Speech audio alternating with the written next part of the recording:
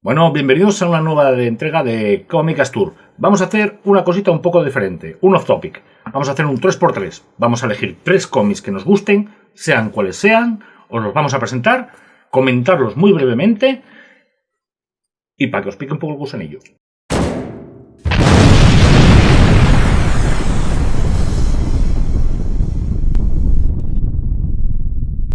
Bueno, yo, primer cómic que he traído aquí, libros, cómics que hay que leer, cultura general, niños, Hijo Rojo de Superman. Obra interesante, un what if. Un día se podía hablar de todos los what if, porque a Marvel y a DC les gusta mucho esos what if, o qué hubiera pasado si... Que normalmente es cuando sacas historias más interesantes de un personaje. Sí, porque aquí puedes romper un poco todo lo que... la mitología, es decir, el hecho de coger la mitología de Marvel, la mitología de DC... y trastocarla, cambiarla y utilizándolo en la historia, ¿no? Utilizando la intrahistoria, ¿cómo encajan esos hechos si el hijo de Krypton hubiera caído en vez de... ¿En Kansas? En Kansas hubiera caído en campo soviético. Y cómo cambia toda su educación, toda la historia, la evolución y el todo. El personaje que se convierte. Pero no solo retoca la historia, sino que también trastoca a todos los personajes importantes. No solo de Superman, no solo Lex Luthor, no solo Luis, sino también a Batman, que hubiera pasado con Batman, que hubiera pasado con Wonder Woman, que hubiera pasado con todos los demás, ¿no? Y es coger ese universo y retocarlo y te lo muestra, y va avanzando y te cuenta. Además, una historia que se mete bastante en política, sin... ¿Cierta crítica? No es la típica que pone a los rusos como malos, malísimos, no. Sino que es relativamente coherente, ¿no? Y es una rara avis, yo creo, incluso dentro de ha ganado muchos premios. De esto, sí. Los cómics, y es muy interesante. Podemos destacar que son 4 dibujantes, que son Dave Johnson, Andre Robinson, Gillian Plunkett y Walden Wog, cada uno con su estilo, pero sin embargo la historia sí que es coherente completamente con el guión de Mark Millar. Un clásico, Mark Millar, en el mundo de Superman. Aquí te tenemos en 2 ediciones de Planeta Agostini, que es relativamente barato, se encuentra por unos 15 euros, podéis encontrarlo. Una obra muy nombrada y muy recomendable. Yo recomiendo. Presenta tú. Yo tengo una, yo voy a ver, cada día que me dijeseis algo, saca 3, te diría 3 diferentes, con lo cual sí que voy a intentar coger de lo que tenía aquí a mano y por qué ha sido. La primera porque para mí fue el descubrimiento de 2 grandes autores que fueron David Mazzucchelli y Frank Miller. Y la primera vez que se hizo una historia que sí no es un Elseworlds, no es un What If, no es una historia alternativa, es una historia que es canon del personaje y que cambió al personaje, pero también cambió lo que era mucho la percepción de la narrativa gráfica, porque después empezaron a aparecer Elektra Life is Again, empezó a aparecer Batman Dark Knight, empezó a aparecer Año 1. Y digamos, para mí fue el primer experimento de transgredir un poco las bases con las que podías trabajar, con las que podías mover un personaje. Remenear al personaje, ¿no? Bastante. Daredevil, Born Again. Esta edición es de Panini. Creo que tengo 3 y alguno que he perdido por ahí. Bueno, básicamente hay que decir que esto está en la colección regular de Daredevil. O sea, son prácticamente 10 números. El dibujante es David Mazzucchelli, el guionista es Frank Miller. Y el color es Mazzucchelli también el que hace el color. Bueno, la estética gráfica está súper cuidada, Mazzucchelli lo hace, nunca falla y tal. Y plantea básicamente una idea un poco peculiar, que es qué pasaría si tu peor enemigo, que en este caso el enemigo de Daredevil, de Matt Murdock, es principalmente Kingpin, pues descubre quién eres tú detrás de la máscara. Y con el poder tanto político como social y como económico que tiene en la ciudad, incluso a un nivel criminal el poder que tiene, cómo utiliza todo su capacidad para verdaderamente hundir la vida de este hombre y reconvertirlo completamente. Hay muchas influencias católicas, pues se supone que Matt Murdock es católico, Daredevil, muchas referencias a la cocina del infierno, muchas referencias también a otros personajes Marvel que están vistos desde todo punto de vista. Ves al Capitán, aquí sale el Capitán América, pero no es el abanderado de aquellos momentos de colores primarios. Es un personaje mucho más complejo militarmente hablando, es casi un brazo ejecutor del Estado que, viendo cómo transcurre la historia, cambia el chip. Ves la caída y redención al infierno de un personaje tan importante y tan icónico en ese momento, que que era Daredevil. La deconstrucción del personaje. Es absolutamente, bueno, y yo gráficamente o sea, David Mazzucchelli aquí me babeó, me comió unos picados preciosos, una historia súper madura, una historia súper compleja. La caída al infierno es bueno, que hay que decir bestial. Que la serie de televisión coge mucho, mama muchísimo. Mucho. También, en verdad, gráficamente, la película de Daredevil. Sí, pero alejaros de esa película. Exactamente. Gráficamente sí que coge muchas partes del Board Game, ¿no? O sea, luego y demás cosas, pero gráficamente se queda en la superficie. No llega a ese rollo. En la serie de televisión sí que han cogido una parte más. Es muy recomendable. Si no lo tenéis, tendréis que leerlo. Vais a disfrutar mucho. Es un cómic verdaderamente más bien para adultos o adolescentes ya entrados en entrarnos. Compra obligada, vamos. Sí, es una compra obligada. Board Game. Bueno, voy a traer otro, que es casi una trilogía. Bueno, casi es una trilogía. No, es una trilogía. Es una trilogía. Lo que pasa es que lo que no sé si va a haber más, que en principio creo que puede ser que haya alguno más. Y señores, la Liga de los Hombres Extraordinarios. 1, 2, que acierto. El 2 y el 3 que salió no hace mucho. Que seguramente es el más flojo de todos, pero bueno. ¿Qué decir de la Liga de los Hombres Extraordinarios? De Alan Moore. Todo lo que sea de Alan Moore es digno de cogerlo, alabarlo y mamarlo y leerlo. Pero aquí es una vuelta de tuerca a todos esos héroes de época o a las lecturas de la época de los años de Sherlock Holmes, la época victoriana, de Drácula, de Doctor Moreau, de todas estas obras típicas. Y él crea un universo con todos esos universos y crea una historia con una especie de una banda de superhéroes, que no los llama superhéroes, pero es gente, entre comillas, no son superhéroes, pero son gente que son muy especiales. El Dr. Jekyll y Mr. Hyde, Quatermain, bueno, el Hombre Invisible, también referencias a las obras de la Hammer, bueno, a relatos clásicos, ¿no? Pues bueno. Y es una auténtica obra maestra. Incluso dentro de la obra de Alan Moore es la que es más... Una condicionante personal muy importante creo que tiene Moore aquí, porque son héroes de su infancia. Sí, claro, son lecturas de su época y él, digamos que seguramente con esto es con lo que él empezó a leer o empezó en su infancia o su juventud a formarse, ¿no? Y entonces coge esos personajes prestados y crea su propia mitología, pero a lo que me refiero que no es una obra tan seria como otras o no es una obra tan trascendente como nos suele tener habituados, es más ligera, pero no por ello menos intensa y menos maravillosa, ¿no? Y sobre todo cuando tú conoces los personajes y ves cómo los utiliza y ves cómo se ve que se ha documentado sobre ellos y ves cómo de repente mágicamente cuajan, un poco es un poco Penny Dreadful también, en eso Penny Dreadful también mama un poco de todo esto mismo, pero o sea, quiero decir, es auténtica maravilla. Cuando ves a todo esto remezclado, la verdad es que es una gozada leerlo. Aconsejo sobre todo los 2 primeros tomos. El tercero no es que esté mal, pero bueno, a mí me gusta sobre todo el segundo, que es cuando explota todo lo que tenía preparado y es para volverse loco, ¿no? Y sí. Por cierto, huir de la película también. Esa película jubiló a Sean Connery. Ahí es nada. Se jubiló solo, ¿no? Y esperamos, y aconsejo Penny Dreadful, que puede ser algo parecido a esto. Y creo que posiblemente hay una serie de televisión que a ver si redime la obra de Alan Moore. Yo creo que la Liga lo que tiene precisamente es que coge bagaje cultural. Claro, vamos a explicar que mezcla muchos personajes, desde Dorian Gray, Mina Hacker. Mina Hacker es la partener de Drácula en la novela. Pin, Sherlock Holmes. Exactamente. ¿Cómo se llama? El de Marte, John Carter. Y el otro de Marte también, el de los robots gigantes. Orson Welles, el de cuando invaden Tierra, cuando invaden el planeta los marcianos. Todo eso lo mezcla y lo rejunta y funciona. O sea, es que funciona. El personaje de Dr. Jekyll y Mr. Hyde me parece de los mejores del cómic. El personaje de Mina tiene una fuerza, que es la protagonista, y Quatermain lo mismo. ¿Cómo coño vamos a mezclar todo esto y que cuaje? Pero es que no solo se dedica a ello, que es decir, no es que sean 3 tomos, unos cómics, no son muy largos. Es que después él, que eso lo hace mucho Alan Moore, después te mete un montón de texto contándote toda la mitología que rodea alrededor. La documentación complementaria a la lectura. Que cuenta a otros hombres extraordinarios que hay antes y después de este grupo. Es decir, crea todo un universo, pero con toda su historia, conociendo todos los personajes, y decir, bueno, ¿cuánto se ha documentado este tío para crear esto, ¿no? O sea, poder estar sacando cómics de otros grupos y no sé, es curioso, ¿no? O sea, que decir, no limitarse solo a las viñetas. No, es universo expandido dentro del propio universo, concienzudo, ¿no? a más no poder, ¿no? Pues me toca la segunda. Como he dicho, y lo vuelvo a repetir, lo mismo mañana, hoy nos hemos centrado casi como lo que teníamos ahí que nos gustaba y que normalmente la gente no referencia, ¿no? Porque, o sea, todo el mundo ya se mete con cosas tal.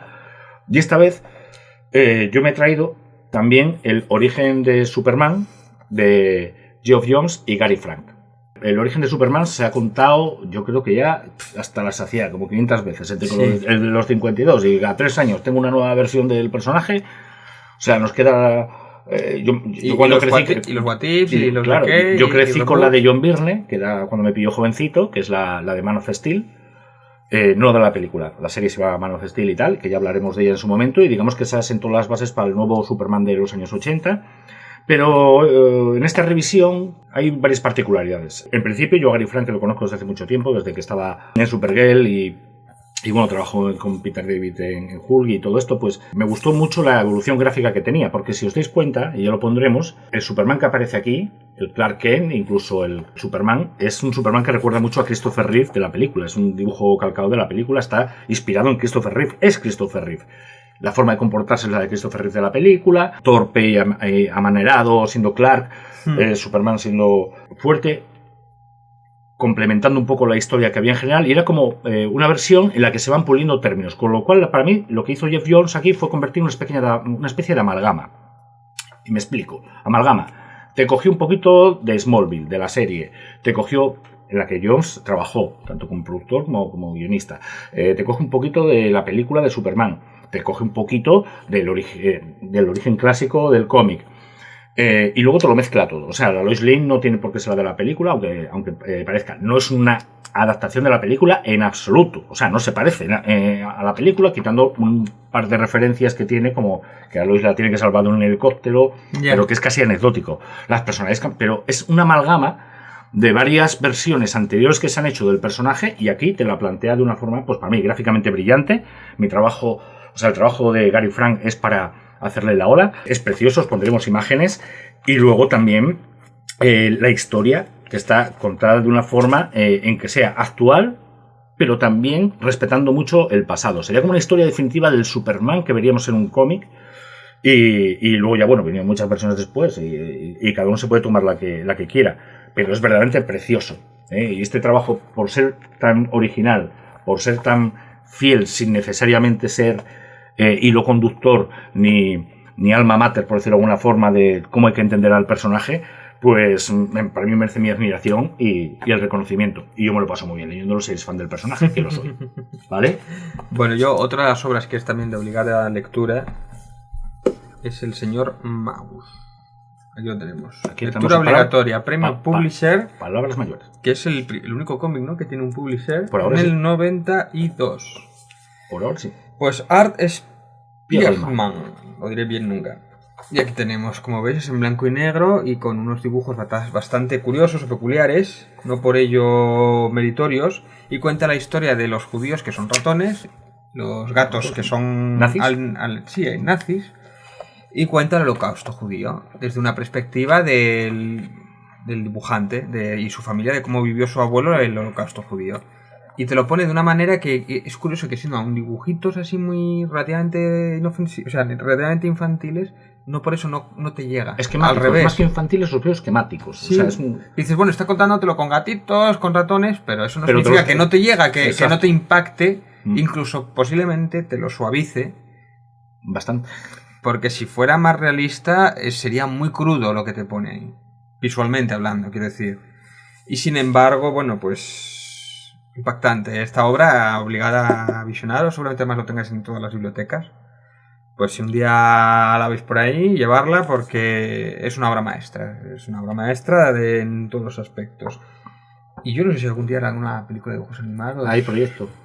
Está la cosa a ver si arranca, pero no sé cómo es que no es fácil, porque es largo el cómic, es bastante grueso. Es muy complejo y muy denso. Porque la información que transmite está contada en tercera persona, o sea, en primera persona, contando la historia que se supone que es el propio Spiegelman hablando de su abuelo. La historia va básicamente de eso, va de las vivencias de su abuelo, que se las contó a él y las transmitió en cómic, y el abuelo pues tenía una historia porque sobrevivió al holocausto, sí. y la forma de hacerlo, pues yo creo que una pasada. Una pasada, ya te digo. Es obra referencial, maestra. estupenda. Yo tengo otro, me digo que ahora mismo me estoy arrepintiendo y digo, tenía que haber cogido otro, pero bueno. ¿Estás a tiempo? No por nada, no, lo hago igual. Volvemos a Alan Moore. Entonces, claro, como yo, si este coge uno de Alan Moore, yo también voy a coger uno de Alan Moore, claro. O sea, hay que coger. Es otro de mis favoritos. From Hell, si bien sabéis, esto es de Alan Moore y Eric Campbell. Esta edición es de Planeta de Agostini, en la línea trazado. Hay mucho que hablar ahí. Y aquí había muchísimo que hablar, por eso voy a ir a 4 cosas. Básicamente es la investigación de un inspector de policía ficcionado y tal sobre Jack el Destripador y quién es, en verdad. Por eso se titula From Hell, que si sabéis era la carta con la que firmaba él cuando mandaba a los periódicos londinenses pues que había cometido una asesinato tal, entonces firmaba desde el infierno Jack el Destripador. No voy a decir nada más que decir que, aparte de tener más premios que yo, camisas en mi armario. Que huir también de la película, por cierto. La película ya que sale Johnny Depp y tal. Es horrible. Es una adaptación muy libre. El libro más es absorbente. Empiezas a leerlo y bum, bum, bum, bum, bum, y te enteras de todo lo que pasó y parece que estás caminando. Yo conocí Londres a través de este cómic. Es impresionante también el trabajo gráfico de Eric Campbell. A mí me parece la documentación de Moore siempre es...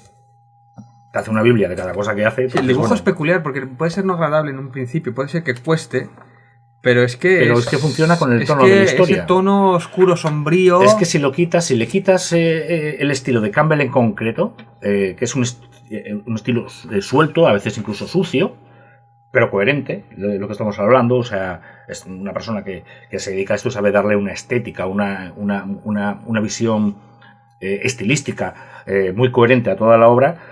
Y sobre todo la profundidad que le da a todos los personajes. Esto es un thriller, esto es una novela de investigación. Bueno, pero después se va mucho más allá. Se parece un poco, tiene, no sé si iba a decir como Twin Peaks o como algo así, pero... Sí, es una paranoia. Pero sí, a veces, o sea, llegas al momento y todo está documentado. Es decir, todo está en base a... Porque además lo dice, esta es la teoría la versión teórica más cinematográfica, o sea, más le plausible. Interesaba. No más plausible. No, la que a él más le gustaba para contar, porque tampoco es la más plausible. Eso lo dice él, de hecho incluso habla de otras teorías, pero esta es la que más le gustaba contarla. O sea, que él la adapta, exactamente. Y además se basa... Pero la justifica, ¿eh? Sí, o sea, sí. Se es... basa en una serie de televisión que hay antigua de la BBC. Y mama bastante de ahí. De hecho, coge muchas de las estructuras de allí. Y esa serie muy aconsejable. No me acuerdo cómo se llamaba, pero era de Jack el Destripador. Pero lo que pasa es que él va más allá. Él entra en la mente del asesino, en la mente del psicópata. Y la documentación, ya te digo, es que Whitechapel la conoces entera de arriba abajo, con todos sus callejones, cuánto tarda de uno a otro. Hay otra serie también inglesa de hace poco que también habla sobre Jack el Destripador. Y al ver esa serie... La cuentas ahora, Whitechapel es la serie. Sí, Whitechapel. Y es que estás viendo From Hell, pero claro, en el moderno, ¿no? Y es impactante. O sea, es de esta. Además, fíjate que en estas de las obras que tú estás leyendo y pone anotación abajo y vas a la parte de atrás y te interesa ver la anotación para ver qué significa esa viñeta. Una cosa, si el TVO es esto, las anotaciones es esto ya, ¿eh? O sea, son aproximadamente... ¿Cuánto tardó en hacer esto? 4 años, me parece que fue... O sea... No sé, facilito no fue.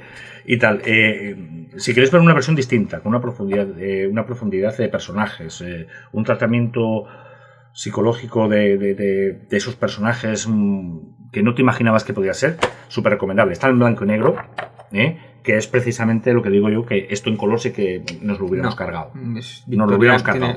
Tiene que ser así. Y bueno, es que no se puede decir nada de Campbell. Chapó, señor. Chapó. Y de Alan Moore, pues no se puede decir tampoco nada. Esto es lo más interesante, ha ganado un montón de premios. Es más, yo creo que es la obra magna de él, ¿eh? Hombre, yo siempre está lo de Watchmen por ahí en medio, pero bueno, no sé. Sí. Pero digamos que esta, si acaso, a lo mejor sí tiene el empaque ese de gusto personal, que a lo mejor no tenía... Yo creo que es un cómic que hay que tener en todas las bibliotecas. O sea, este es básico. Obligatorio, o sea, es... Y es fácil de encontrar. Y no es en absoluto, son 20 euritos para un tomo de estos. Y es una pasada. También lo podéis tener. Yo creo que de estos siempre tengo 2 o 3 ediciones. O sea, es una cosa. Sí, según va saliendo dices, hostia, en esta viene como el DVD de los extras. A mí, vamos, George Lucas me tiene loco, claro. Se lo compro todo. Cada vez que saco una edición nueva, pues esto es igual. Bueno, pues terminamos aquí entonces. Estupendo. Pues 6 cómics que yo creo que todo el mundo tenía que tener y leer. Mañana hacemos otro de estos y te aseguro que salen otros 6 completamente diferentes. Sí. Hemos obviado manga, hemos obviado cómic español, porque normalmente hablamos de cómic español y cómic asturiano, y entonces los hemos obviado esta vez, pero sí que me gustaría repetir esto de contar de vez en cuando. Oye, vale, off topic. off topic. Esto lo tenéis que leer.